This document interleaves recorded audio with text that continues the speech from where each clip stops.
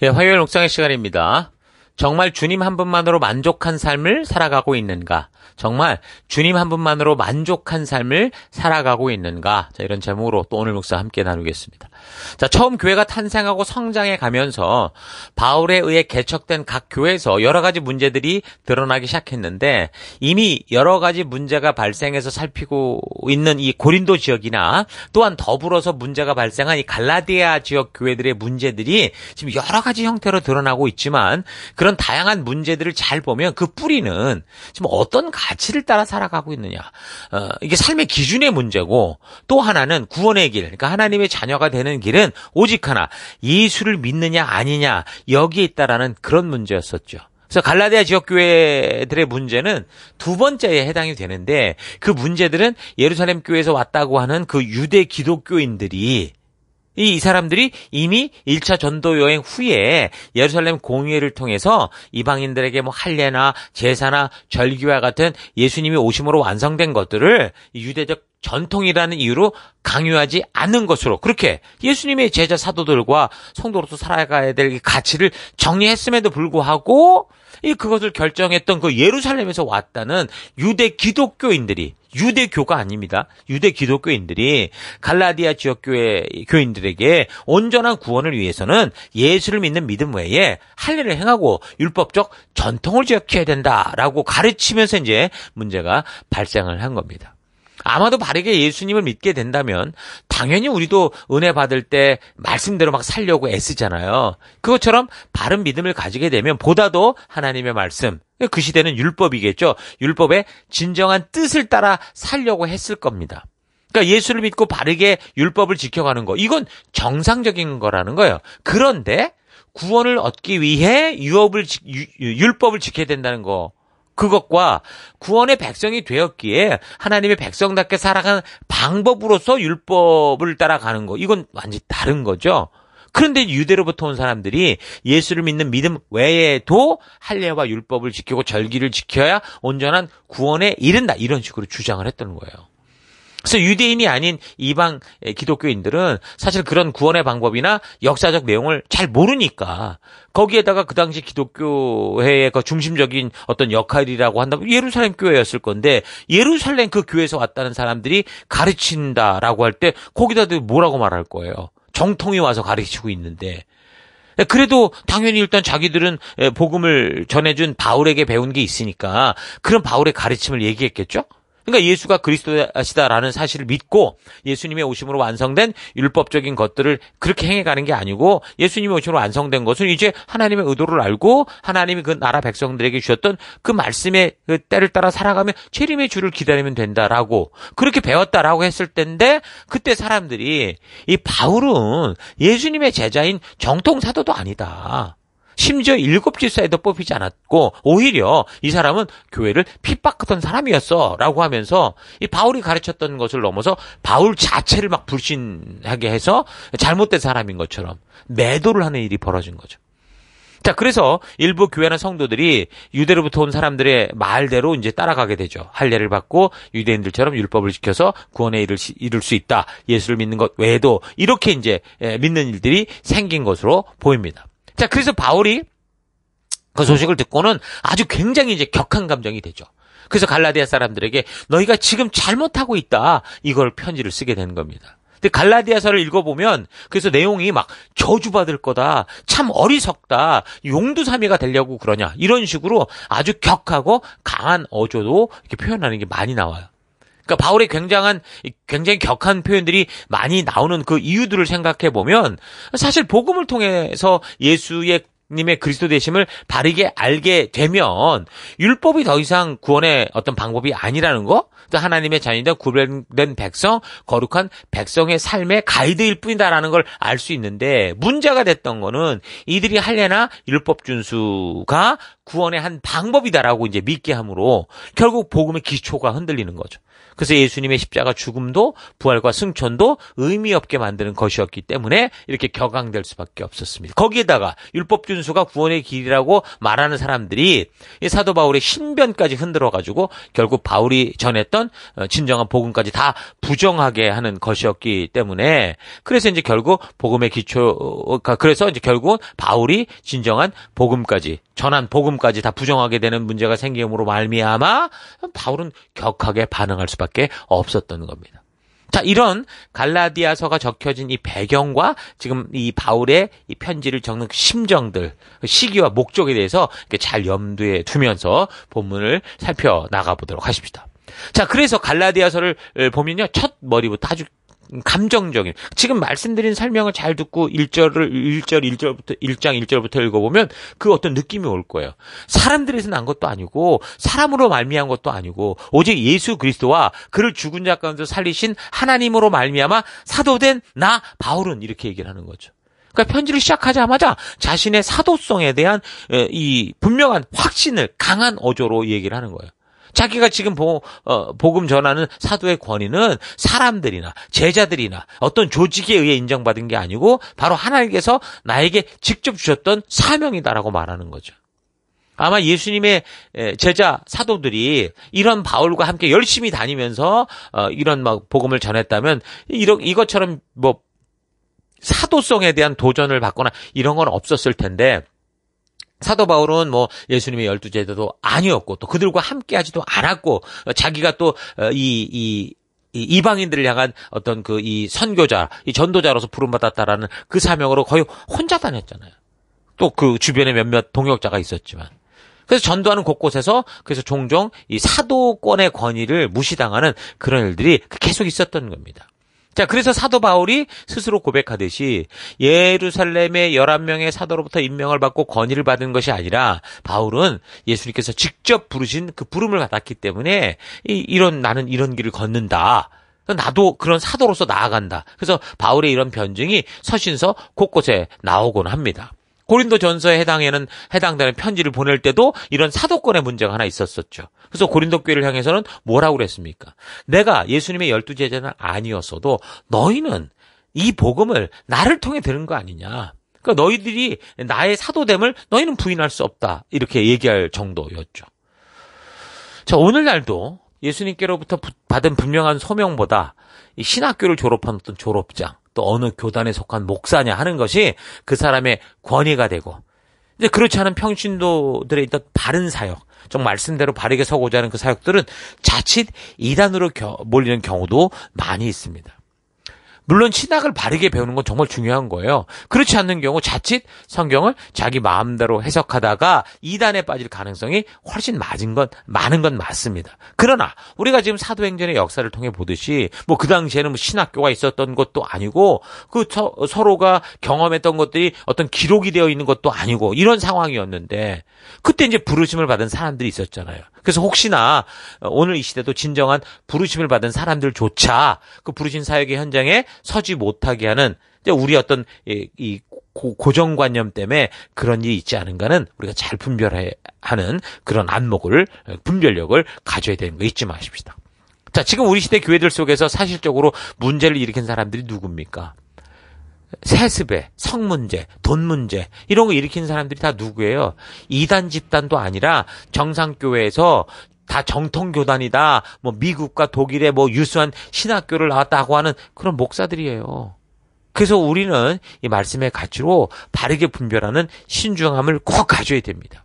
그러기 위해서는 우리가 말씀을 바르게 온전히 알아야 돼요. 자, 어찌됐든 바울은 예수님께 직접 부름을 받았어도 특히 이제 복음을 공격하려고 하는 사람들에게 계속적인 비난과 음해를 받았었기 때문에 사실 이런 부분에서 바울이 좀 어디에 하소연할 수도 없잖아요.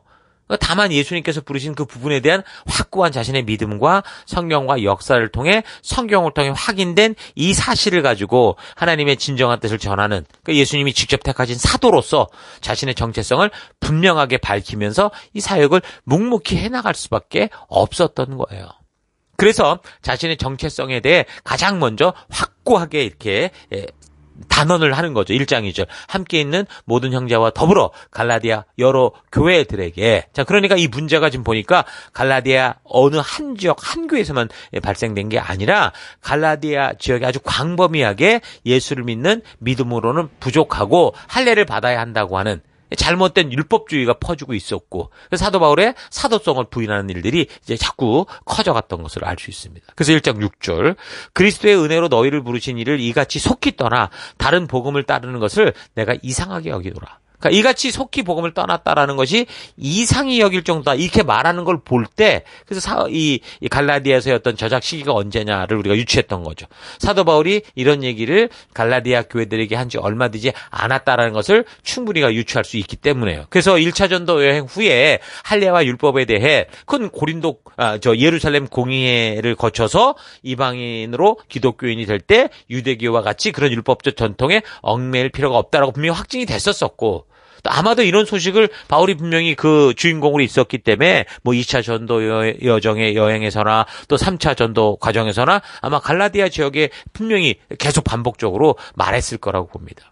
그래서 그렇게 몇 차례에 거쳐서 복음의 진정한 의미를 전했고, 그리고 에베소에 와서 이제 복음 전파를 하는 이 일을 감당하고 있는데, 이렇게 이제 믿음의 뿌리를 흔드는 그런 일이 발생했던 거죠. 그래서 우리는 갈라디아서의 기록들이 여기 지금 3차 전도 여행 중에 이 에베소에서 적혔을 거다라고 보고 살피고 있는 겁니다. 그래서 1장 7절, 다른 복음은 없나니 다만 어떤 사람들이 너희를 교란하여 그리스도의 복음을 변질시키려 하려 함이라. 그러나 우리나 혹은 하늘로부터 온 천사라도 우리가 너희에게 전한 복음 외에 다른 복음을 전하면 저주를 받을지어다. 그러니까 지금 1장 8절이에요. 편지 첫머리에다가 저주를 받을 거다라고 할 정도로 지금 예수가 그리스도시라는 복음 외에 지금 다른 것이 전달되는 것은 결국 교회를 무너지게 하는 아주 심각한 상황이었던 거예요. 그래서 바울의 심정이 많이 격정적인 것을 아주 우리가 확인할 수 있는 겁니다. 만약에 이런 대화를 다른 사람들이 다 보고 듣는다고 하면, 만약에 바울이 그렇게 누가 보고 있는데 이렇게 말했겠어요? 좀 말도 순화해서 깎고 다듬고 그럴 수 있었을 건데, 지금 어쩌면 이방 선교 최초 세워진 갈라디아 교회 성도들이 한 방에 무너질 수 있었기 때문에 지금 이걸 그냥 보는 게 아니죠. 아주 격한 그 마음과 직접적인 표현을 통해서 그 문제의 심각성을 알리고 확고한 믿음의 길을 전달하고자 했던 겁니다. 그래서 바울이 이 편지를 쓸 때 이 편지가 아마 후대에 지금 우리가 보듯이 이렇게 성경이 될 거라고는 아마 생각도 못했을 거예요. 그냥 복음의 진리를 잘 몰라서 그것에 속아 넘어가는 사람들을 향한 진심 어린 그 안타까움과 또 믿음의 진리를 왜곡하고 속이고 있는 그 할례당, 율법주의자들에 대한 아주 거룩한 분노가 그냥 있는 그대로 막 쏟아져서 나왔는데 그게 편지에 담긴 거였죠. 자, 그래서 편지가 상당히 거칠어 보이는데, 이제 세월이 흘러서 후대들도 이제 결국 믿음 안에 살다 보니 결국은 우리가 믿음으로 구원받을 수 있느냐, 행위로 받느냐, 이런 문제가 나오고 삶의 여러 문제가 나오게 되거든요.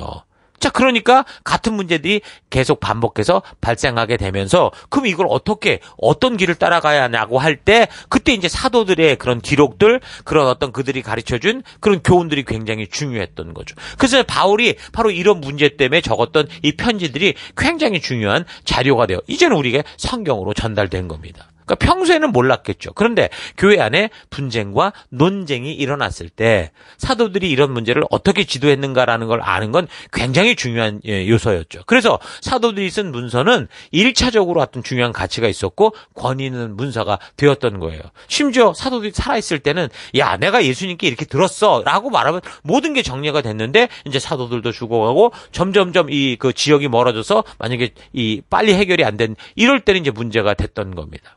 근데 그러다 보니 이제 쓰여졌던 책들이 있을 때 그 사도 중에서 이제 사도 바울이 쓴 이 서신들 같은 경우는 특별히 이제 이방 선교에 앞장서 있었기 때문에, 또 각 교회마다 너무나 많은 문제들이 있었기 때문에 교회 초기부터 그 사람이 이 바울이 적었던 이 기록들은 굉장히 권위가 있었고 보편적으로 인정되고 있었죠.